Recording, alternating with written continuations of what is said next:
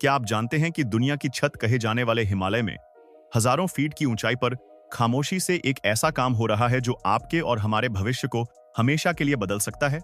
यह किसी फिल्म की कहानी नहीं, बल्कि एक हकीकत है जो दुनिया की नजरों से दूर आकार ले रही है।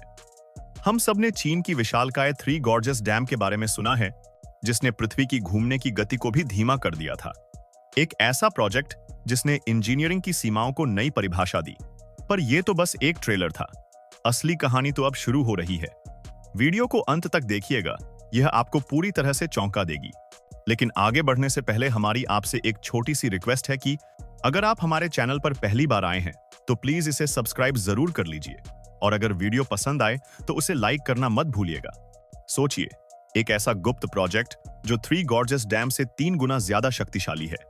एक ऐसी इंजीनियरिंग जो पहाड़ों का सीना चीरकर एक नदी को काबू में करने की कोशिश कर रही है। और यह नदी कोई आम नदी नहीं, यह वो नदी है जिसकी तकदीर भारत के करोड़ों लोगों से जुड़ी है। क्या होगा अगर हम आपको बताएं कि इस प्रोजेक्ट के पूरा होते ही एक देश के हाथ में एक ऐसा स्विच आ जाएगा जिससे वह जब चाहे भारत की जीवन रेखा कही जाने वाली नदी में सूखा ला सकता है या फिर उसे विनाशकारी बाढ़ में डुबो सकता है। यह विकास की कोई नई कहानी नहीं, बल्कि जियोपॉलिटिक्स का सबसे खतरनाक खेल है जो पानी पर खेला जा रहा है। आज हम उस रहस्य से पर्दा उठाएंगे जिस पर दुनिया भर के विशेषज्ञों की नजरें हैं, लेकिन आम लोगों तक जिसकी खबर नहीं पहुंचने दी जा रही। क्या यह चीन की तरक्की का शिखर है, या फिर दक्षिण एशिया के लिए एक विनाशकारी टाइम बम जिसकी घड़ी की सुइयां टिक टिक करके आगे बढ़ रही हैं? इस वीडियो को अंत तक देखिए, क्योंकि यह सिर्फ एक बांध की कहानी नहीं, यह आपके भविष्य से जुड़ा एक बहुत बड़ा सवाल है। अरुणाचल प्रदेश से लेकर असम के विशाल मैदानों तक यह नदी दुनिया का सबसे शक्तिशाली पावर हाउस, चीन का मिदोग प्रोजेक्ट। इस पूरी कहानी का केंद्र है तिब्बत का पठार, जिसे एशिया का वाटर टावर भी कहा जाता है। यहीं से एशिया की बड़ी बड़ी नदियां निकलती हैं। इन्हीं में से एक है यारलुंग सांगपो, जो दुनिया की सबसे ऊंचाई पर बहने वाली प्रमुख नदी है। जब यह नदी एक खास जगह से गुजरती है, जिसे द ग्रेट बेंड कहते हैं, तो यह इंजीनियरिंग के लिए किसी वरदान से कम नहीं होती। यहां नदी एक अविश्वसनीय मोड़ लेती है और सिर्फ कुछ किलोमीटर के सफर में ही हजारों फीट नीचे गिर जाती है। पानी की इसी बेहिसाब ताकत को चीन काबू करना चाहता है। चीन यहां जिस प्रोजेक्ट पर काम कर रहा है उसका नाम है मिदोग या मोतुओ हाइड्रो पावर प्लांट। यह नाम सुनने में साधारण लग सकता है, लेकिन इसकी योजना किसी को भी हैरान कर सकती है। इसकी अनुमानित क्षमता 60 गीगावाट है। इसे सरल भाषा में समझें तो यह भारत की कुल हाइड्रो पावर क्षमता के आधे से भी ज्यादा है। यह अकेला बांध इतनी बिजली पैदा करेगा कि भारत के कई बड़े राज्यों की बिजली की जरूरतें अकेले पूरी कर सकता है। इसकी इंजीनियरिंग भी अपने आप में अनोखी है। यहां नदी को रोकने के लिए सिर्फ एक पारंपरिक बांध नहीं बनाया जाएगा, बल्कि पहाड़ों के नीचे से होकर गुजरने वाली विशालकाय सुरंगें खोदी जाएंगी। ये सुरंगें नदी के पानी को एक शॉर्टकट देकर सीधे टरबाइन पर गिराएंगी, जिससे पानी की ताकत और रफ्तार कई गुना बढ़ जाएगी। यह चीन के लिए 2060 तक कार्बन न्यूट्रल बनने के लक्ष्य को पाने का एक बहुत बड़ा जरिया है। चीन इसे अपनी तकनीकी श्रेष्ठता और हरित ऊर्जा की दिशा में एक क्रांतिकारी कदम के रूप में दुनिया के सामने पेश करना चाहता है। लेकिन इस चमकदार तस्वीर के पीछे एक बहुत ही गहरा और अंधकारमय पहलू छिपा है, जिसकी सबसे बड़ी कीमत शायद भारत और बांग्लादेश को चुकानी पड़ेगी। एक नदी, 2 नाम और करोड़ों की जीवन रेखा। कहानी में असली मोड़ तब आता है जब यारलुंग सांगपो नदी अपना रास्ता बदलते हुए भारत की सीमाओं में दाखिल होती है। जैसे ही यह अरुणाचल प्रदेश में प्रवेश करती है, इसका नाम बदलकर ब्रह्मपुत्र हो जाता है। यह सिर्फ नाम का बदलाव नहीं है, यह नदी की पहचान और उसके महत्व का बदलाव है। भारत के लिए ब्रह्मपुत्र सिर्फ एक नदी नहीं, बल्कि एक पवित्र जीवन धारा है। करोड़ों लोगों की जिंदगी को सींचती है। असम के विश्व प्रसिद्ध चाय के बागान, धान के लहलहाते खेत और अनगिनत गांव अपनी हर जरूरत के लिए इसी नदी पर निर्भर हैं। यह नदी सिर्फ पानी नहीं, बल्कि अपने साथ हिमालय से उपजाऊ मिट्टी गाद भी लाती है, जो हर साल असम के मैदानों को एक नई जान देती है। यहाँ का पूरा इकोसिस्टम, जिसमें दुर्लभ डॉल्फिन से लेकर हजारों तरह की मछलियां शामिल हैं, ब्रह्मपुत्र के प्राकृतिक बहाव पर ही जिंदा है। यह नदी इस क्षेत्र की संस्कृति, त्योहारों और अर्थव्यवस्था की रीढ़ है। और यही वजह है कि जब चीन इस नदी के स्रोत पर कुछ भी करता है, तो उसकी लहरें हजारों किलोमीटर दूर भारत के इन मैदानों में महसूस होती हैं।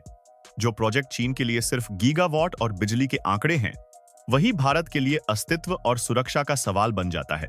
भारत का डर। जब पानी एक हथियार बन जाए, अब हम उस हिस्से पर आते हैं जो भारत की रातों की नींद उड़ाए हुए हैं।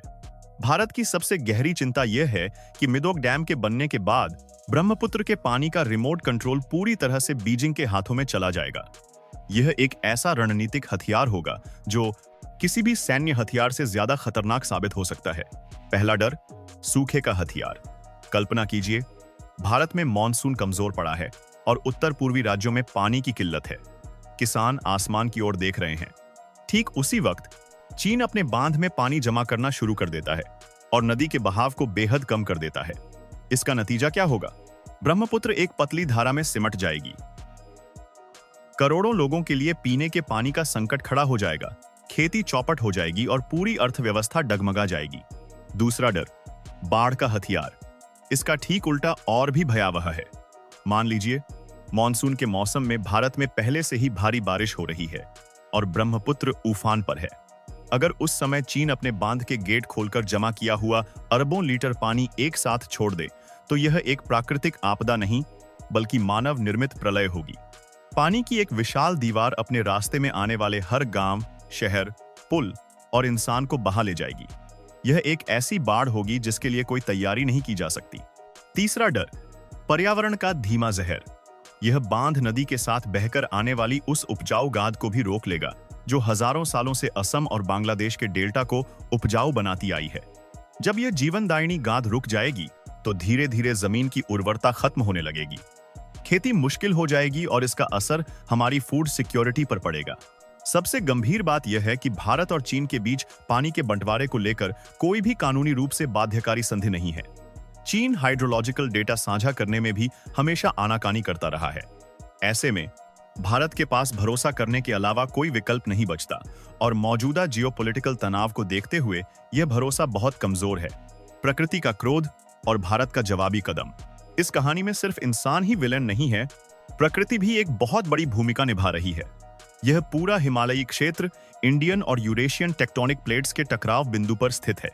यह दुनिया के सबसे खतरनाक भूकंपीय जोनों में से एक है। वैज्ञानिक लगातार चेतावनी दे रहे हैं कि यहां 8 या उससे अधिक तीव्रता का भूकंप कभी भी आ सकता है। अब जरा सोचिए, अगर इतने शक्तिशाली भूकंप के झटकों से यह विशालकाय बांध टूट गया तो यह सिर्फ एक बांध का टूटना नहीं होगा, यह पानी के एक एटम बम फटने जैसा होगा। अरबों खरबों लीटर पानी का सैलाब एक सुनामी की तरह पूरे उत्तर पूर्वी भारत और बांग्लादेश को निगल जाएगा। यह एक ऐसी तबाही होगी जिसकी भरपाई शायद सदियों तक नहीं हो पाएगी। इन सभी खतरों को भांपते हुए भारत अब हाथ पर हाथ धरे नहीं बैठ सकता। भारत ने भी चीन के इस कदम का जवाब देने के लिए अपनी योजना तैयार की है। भारत अरुणाचल प्रदेश में चीन की सीमा के ठीक पास ब्रह्मपुत्र नदी पर ही अपना एक बहुत बड़ा बांध अपर सियांग प्रोजेक्ट बनाने पर गंभीरता से विचार कर रहा है। अंत में चीन का यह सुपर डैम प्रोजेक्ट विज्ञान और इंजीनियरिंग की एक शानदार मिसाल हो सकता है, लेकिन यह एक सिक्के का सिर्फ एक पहलू है।